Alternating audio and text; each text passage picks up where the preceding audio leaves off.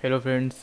आज की वीडियो में हम देखेंगे कि हम कैसे पाइथन पे एक simple guess the number game बना सकते हैं। इस गेम में ऐसा होगा कि कंप्यूटर एक नंबर जनरेट करेगा जो एक रैंडम नंबर होगा किसी भी गिवन रेंज के बीच में, और फिर यूज़र को गेस करना है कि वो नंबर क्या है बेस्ड ऑन गिवन हिंट जो हमें कंप्यूटर देगा। तो मैं आपको उसका डेमो दिखा देता हूँ। अगर मैं लिखता हूँ पाइथन, ये जो मैंने पहले बना के रखा है, तो इसने जैसे प्रॉम्प्ट किया enter a number between 1 to 100। तो जैसे कि अगर मैं नंबर लिख देता हूँ 50, तो आंसर इज स्मॉलर देन 50। तो ये मैं 20 लिख देता हूँ, ग्रेटर देन 20। 30 ट्राई करते हैं आंसर, तो ये 35। You win. तो जैसे कि आंसर 35 था, तो ऑब्जेक्टिव ये है कि हमें इसको मिनिमम से मिनिमम ट्राइज में इसको हमें कंप्लीट करके दिखाना है। तो ये हम पाइथन पे बनाने के लिए मैंने यहाँ पर एक नई पाइथन की फाइल बना रखी है नोटपैड प्लस प्लस पे। यहाँ पे मैं टाइटल स्क्रीन लिख देता हूँ, welcome screen, welcome to guess the number game, welcome to guess the number game. और मैं आपको गेम मॉड्यूल जो मैंने बनाया उसमें दिखा देता हूँ,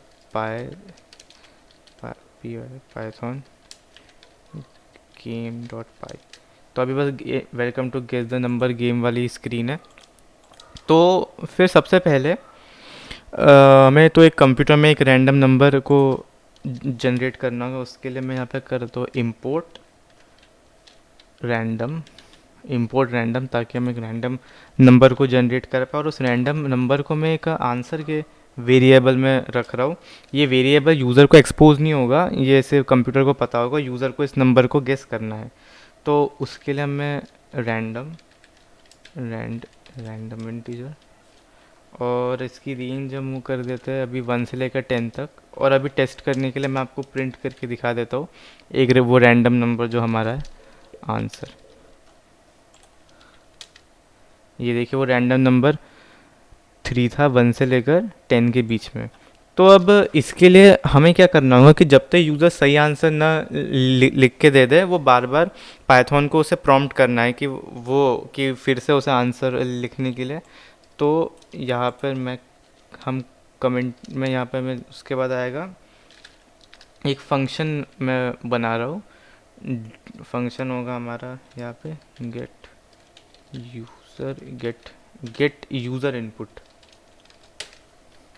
और इसमें हम लेंगे एक वेरिएबल होगा यूज़र इनपुट। ये यूज़र इनपुट वो वेरिएबल होगा जिसमें हम अपना इनपुट फंक्शन लगाएंगे, और यूज़र इसी पे अपना वो देगा, अपना गेस को इनपुट करेगा। तो यहाँ पे हम मैसेज करते हैं एंटर नंबर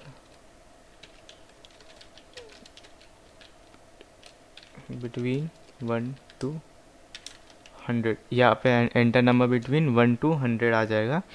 और फिर इफ़, यहाँ पे मैं स्टेटमेंट लगाता हूँ इफ़ जो उसने यूज़र ने इनपुट दिया है, मतलब जो हमारा आंसर है, answer is greater then integer.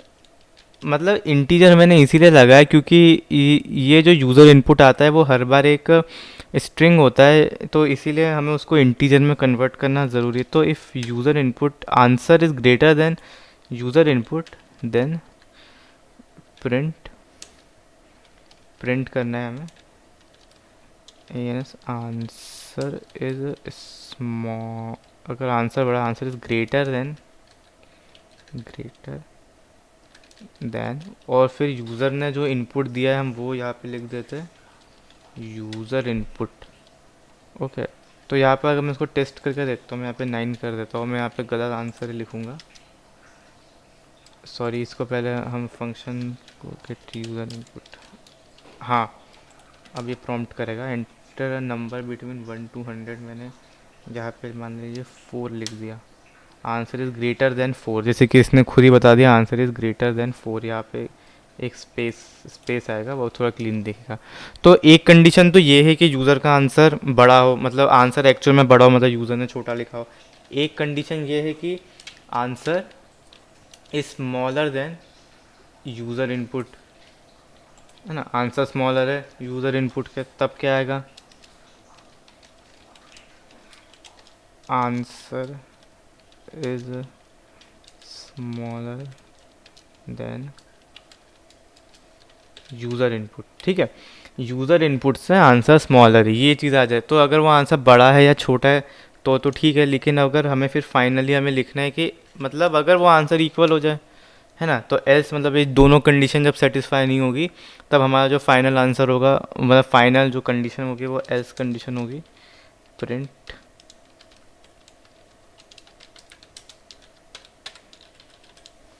You win, final condition होगी हमारी यू विन।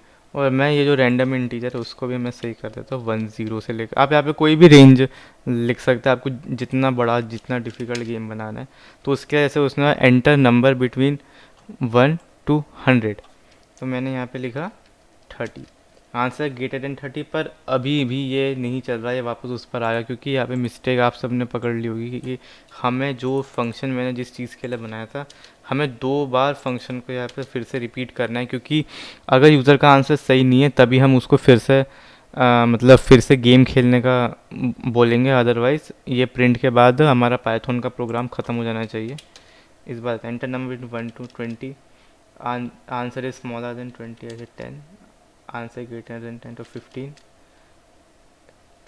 15 स्मॉलर देन तो 12, 11 यू विन। तो आपने देखा कि हम कैसे बहुत ही ज़्यादा फ्यू लाइन के मदद से हमने ये मतलब पूरा का पूरा पाइथन का गेम बना लिया। आप चाहे तो इसमें ये काउंट भी इंक्लूड कर सकते हैं कि उसने कितने बार किया, और आप एक मेन्यू स्क्रीन बना सकते हैं कि उसको कितनी डिफ़िकल्टी का है, या इसको डायनामिक कर दीजिए, वो खुद गेस करे इसको कितना बड़ा गेम चाहिए। अगर हम ये भी यूज़र से इनपुट करके कर, कर ले तो मतलब अगर आपको इसमें भी कुछ समझ नहीं आया तो आप कमेंट में बता सकते हैं। Thank you. और आप हमारे चैनल को भी लाइक सब्सक्राइब कर सकते हैं, मैं और अमेजिंग ऐसी वीडियोस पोस्ट करता रहूँगा।